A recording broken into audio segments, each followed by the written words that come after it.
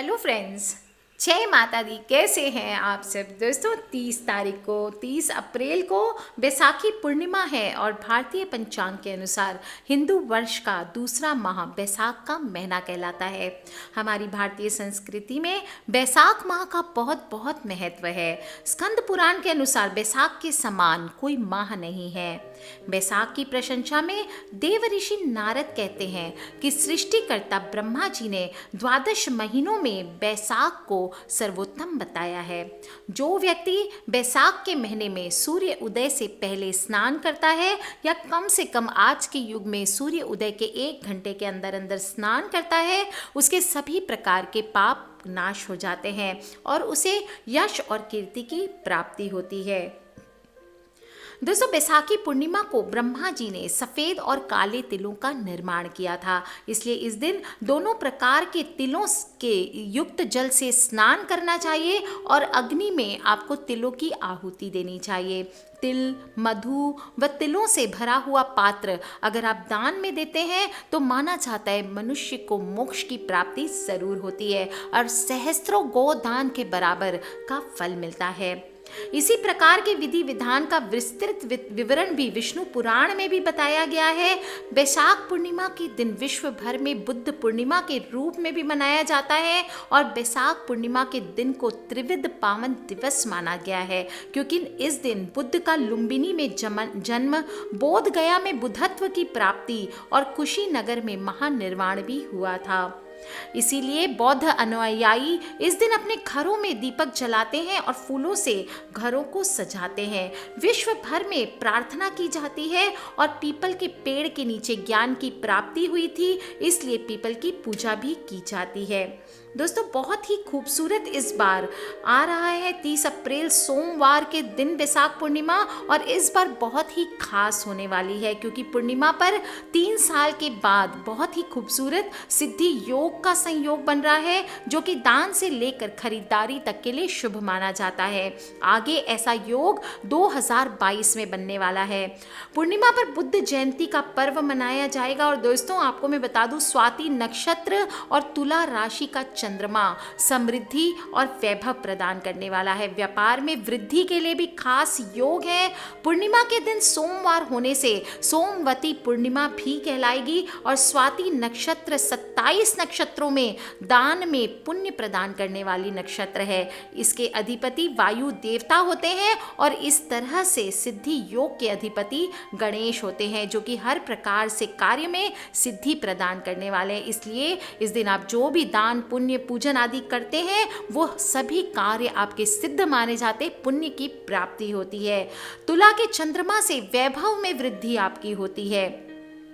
छोटे छोटे आप उपाय कर सकते हैं इस दिन। बहुत ही खूबसूरत से उपाय बता रही हूँ, सारे नहीं करने, कोई भी एक आप जरूर करें। पूर्णिमा है और पूर्णिमा पर हनुमान जी को सिंदूर और चमेली के तेल से चोला चढ़ाएं, इससे हनुमान जी की कृपा आप पर बनी रहेगी। पूर्णिमा की शाम है, इस दिन शाम को पीपल के पेड़ के नीचे गाय के शुद्ध घी का आप दीपक जलाएं, इससे माता लक्ष्मी आप पर बहुत बहुत प्रसन्न होती है। पीपल का वृक्ष नहीं है, अपने घर पे तुलसी के वृक्ष के नीचे आपको घी का दीप जरूर जलाना चाहिए।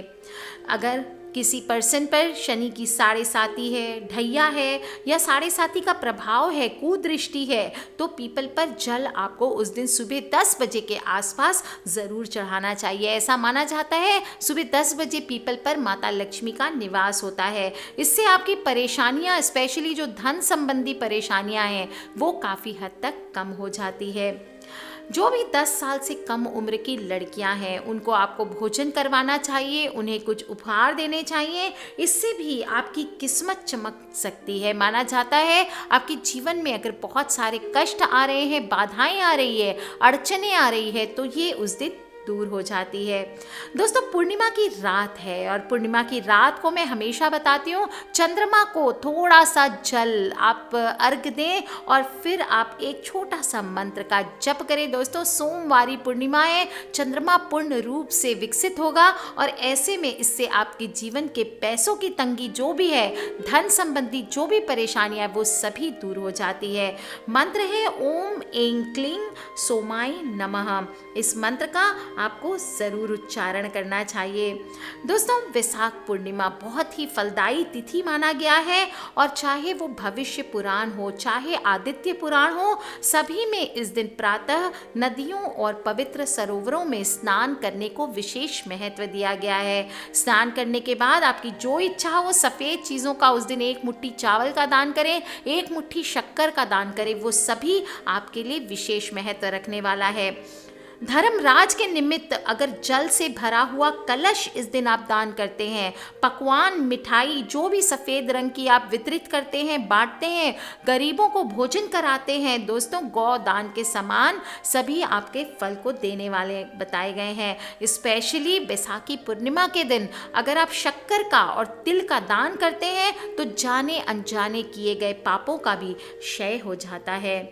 दोस्तों, पूर्णिमा का दिन है और ऐसे में श्री सत्यनारायण व्रत का आप अपने घर पे आयोजन कर सकते हैं। चाहे तो सारे परिवार वालों को बुला करके थोड़ा सा प्रसाद, पंचामृत, पंजीरी बनाएं और सत्यनारायण भगवान को भोग लगाएं, उनकी कथा करें। ये भी आपके लिए बहुत बहुत खूबसूरत उपाय होता है। और नहीं तो पूर्णिमा का दिन है दोस्तों, और भगवान विष्णु की प्रतिमा के सामने घी से एक भरा हुआ पात्र रख दें, तिल और शक्कर रखें एक एक कटोरी में और फिर उसको स्थापित करके पूजन करें। यदि हो सके तो पूजा के समय तिल के तेल का दीपक जलाएं।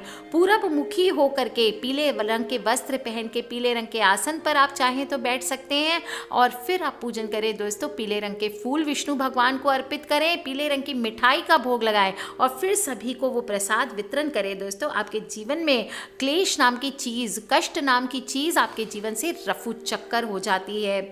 दोस्तों, बहुत ही खूबसूरत वैशाख पूर्णिमा है और पितरों के निमित्त इस दिन अगर पवित्र नदियों में स्नान करते हैं, पितरों को जल अर्पण करते हैं। कैसे आपको जल अर्पण करना है? हाथ में थोड़े से तिल और चाहें तो कुशा भी ले लें और नहीं तो सिर्फ हाथ में थोड़े से तिल ले लें और दक्षिण मुखी हो करके या सूर्य देवता को आप जल अर्पित करें। अपने पितर का नाम लेकर के एक छोटा सा मंत्र बोल लें, ओम सर्वेभ्यो पितरेभ्यो नमो नमः। इस मंत्र का उच्चारण करते करते आप जल तर्पण करें। इससे पितर तृप्त होते हैं और उनका आशीर्वाद आपको मिलता है। अगर आप नदी, सरोवर आदि में नहीं जा पाते अर्घ्य देने के लिए, स्नान करने के लिए, तो अपने घर में 1 लोटा जल ले लें, उसमें थोड़े से काले तिल आप अपने हाथों में ले लें और दक्षिण की ओर मुख कर ले, दक्षिण यानी साउथ की तरफ फेस कर ले और फिर ओम सर्वेभ्यो पितरेभ्यो नमो नमः ऐसे बोलते हुए आपके पितरों को जल अर्पण करना है। ये आपके लिए सर्वश्रेष्ठ उपाय माना जाता है। अगर आपके घर पे बिना बात बैठे बैठे मुसीबतें आती है, परेशानियां आती है, बिना बात के कष्ट आते हैं, दुर्भाग्य आपका पीछा नहीं छोड़ता, आपको लगता है कि घर में किसी प्रकार का पितृ दोष आदि है, तो वो सभी बाधाएं इस उपाय से दूर हो जाती है। दोस्तों, पुराणों के अनुसार वैशाख का ये पक्ष पूजा उपासना के लिए विशेष रूप से महत्वपूर्ण माना जाता है। और आपको मैं बता दूं, वैशाख माह में किए गए स्नान से असंख्य लोगों का पहले भी उद्धार होता आया है। जैसे कि राजा महिरथ की कथा आती है, जहां एक छाते के दान से हेमकंत का उद्धार हुआ था।